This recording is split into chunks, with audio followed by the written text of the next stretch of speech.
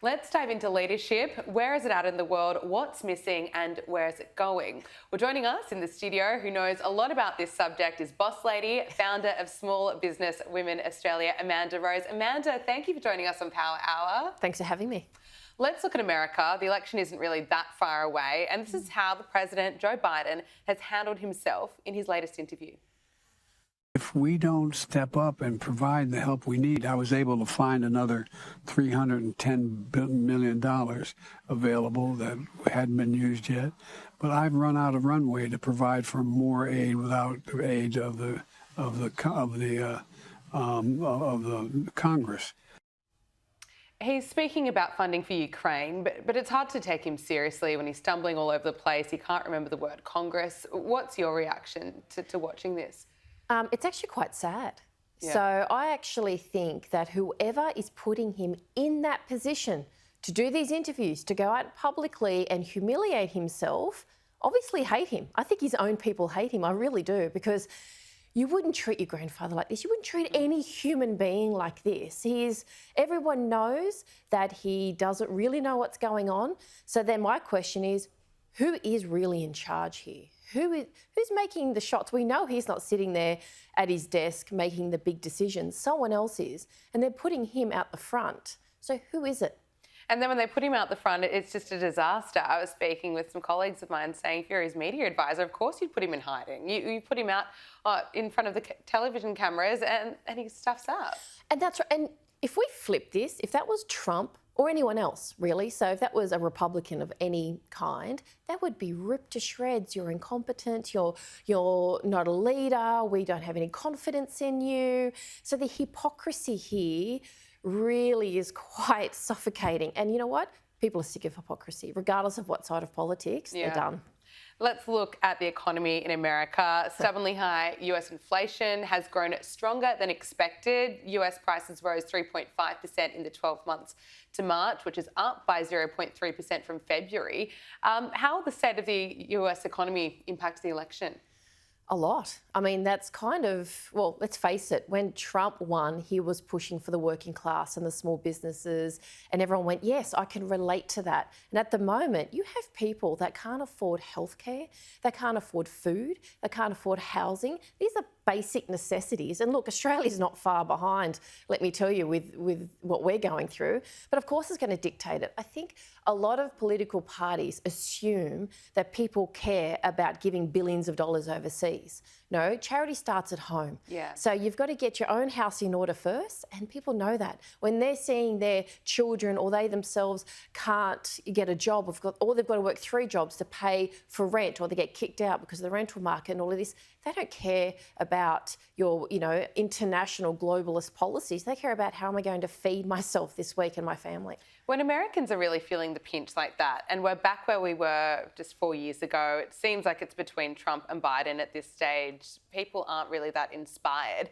What's your assessment of where leadership is at in America and around the world? Can I just say that leadership in general, everywhere, I think we've lost what we call good quality leadership. So a leader isn't just someone who wants to be a leader. A leader is someone who has got good character, has got compassion, can be very decisive, isn't easily manipulated by money or blackmail, right? We need someone that can stand up, represent everyone and not make sure no one feels alienated. We're missing that globally. We absolutely are. Everyone is following money, or they're trying to get into a powerful position. But when it comes down to America and the election, I say to people, don't look at who's leading the party. Look at the policies of the party. And it's the same here or any country. What are the policies? And that takes effort.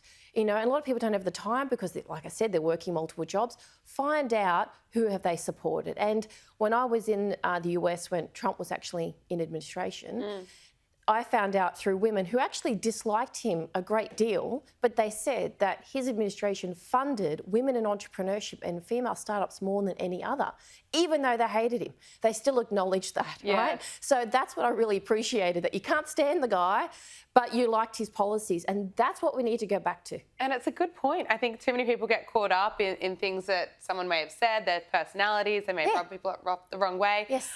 But if you look at the policies, then you can make an informed decision. That's right, because the leaders will change. I mean, they look the wrong way one day and that party will bump them out. And we've seen that happen in Australia, right? So we need solid policies. So look at the policies and look at their track record as well. Let's look at Donald Trump's campaign trail so far. Melania has so far been keeping her distance from his re-election efforts, but it appears now that the election is drawing closer, that Melania is officially back. She was photographed at a fundraiser in Florida on Saturday, which reportedly brought in $50 million. Some are speculating that she could be Trump's secret weapon. Do you agree with that? I absolutely agree with that. And I think we underestimate women.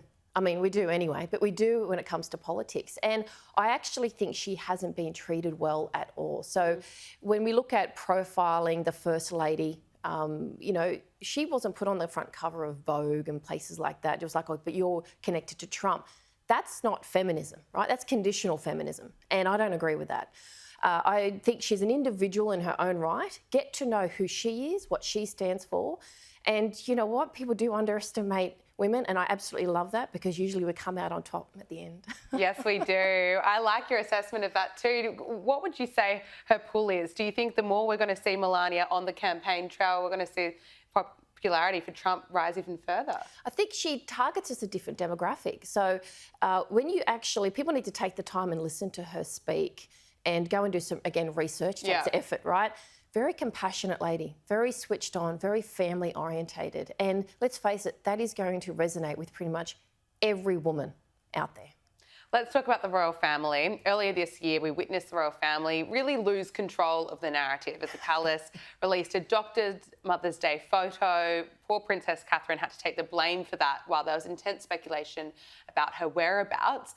Has the royal family regain trust with the public? It's been a month or so since that incident, and now the royal family is being more transparent with the health conditions of Princess Catherine and King Charles. Has it done a good job in regaining trust? Look, I don't think people care too much about Charles. I think it's Catherine that they actually care about because they really like her. But this is really difficult because you've got to understand the royal family lives off the people. Right? That's where they get their money. And ultimately they are to be the examples of how to live, and it was kind of aspirational and so forth. It's a little bit outdated. However, everyone loves the princess, right?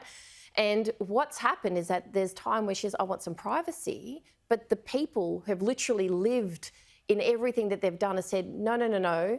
We fund you essentially and we are a part of you, we want to know. So I think that's where it went wrong. And the reality is, like in all areas of life, tell the truth. It might hurt at the beginning, but in the end, people will love you for it. If you made a mistake, admit it and build back trust. Especially in the era of social media, especially when there are photos and you can see if a photo's been edited, it just fueled so much of the speculation around her. Well, it was. And I think also, goodness me, some of the behaviour by people as a result of that really shows you how much we despise social media in so many circumstances. Just kind of leave her alone. She's still a human being and a woman and a mother, and she's going through a lot. But I think from their perspective, whoever advised her should probably be replaced. Yeah, absolutely. Absolutely indeed. Look, closer to home now, authorities in New Zealand have tightened work visa regulations in reaction to what they deem as unsustainable migration levels.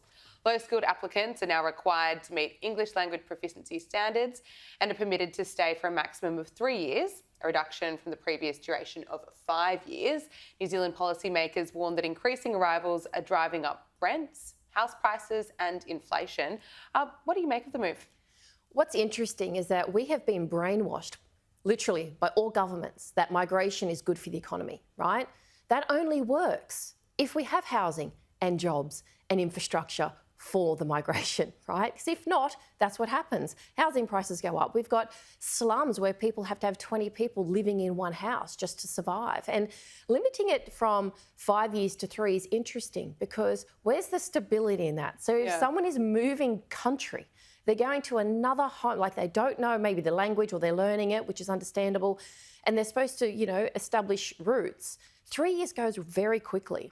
5 years gives them an opportunity to really work in the company and grow and get promoted and potentially stay on.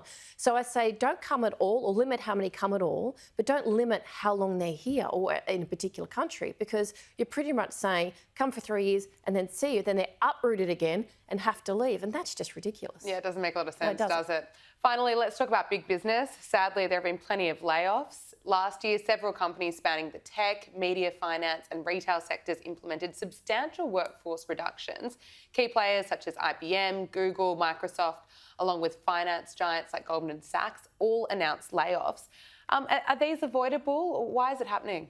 Well, I could see this happening. No one believed me. When everyone was quiet quitting, I said, be careful, because you're the one that's going to get made redundant, or you're the first out with that attitude, right? And now people are going, oh no. I'm getting messages from international friends saying there's redundancies in my company and we're not hearing even about them. We only hear of some, not all of them. And this is where people really need to step up and look at what gaps are in my CV, what do I need to do, have that relationship with your manager, with your boss.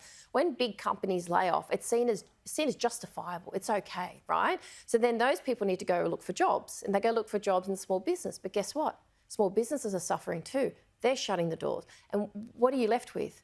We're left people on welfare, right? People that want to work, that can't work. And that is a dangerous situation we could end up in. So I say to people, it might not be the job you want, but find an alternative, stay in that job cycle, because this will only get worse. And don't quiet quit. Don't quiet quit, my goodness. It's really, I tell you, that was sabotage. Whoever started that was trying to sabotage an entire generation. You don't have to work extra hours. You don't have to kill yourself. I'm pro having balance. Yeah. But quiet quitting is passive aggressive, and it's saying that I don't care about your business, so why would that keep you? And it really doesn't serve you as a human being. If you're going to work every day, if you're going to work... You would hate it. Yeah. If you're doing that, you hate your like job. What Matthew McConaughey's advice from his father was when he's attempting acting, don't half-ass it. Yes. If you're going to do it properly. You're going to feel more fulfilled. You might get promoted. That's you might not right. be able to keep your job when there are layoffs coming. Exactly, and leave. If you don't like it, upskill, stop watching your reality TV 3 hours a night, get an extra qualification, which I know plenty of people do, and then get another job. Amanda Rose, it's been so lovely to speak with you. Thank you so much for making time for us here on Power Hour. Really appreciate it. Thanks.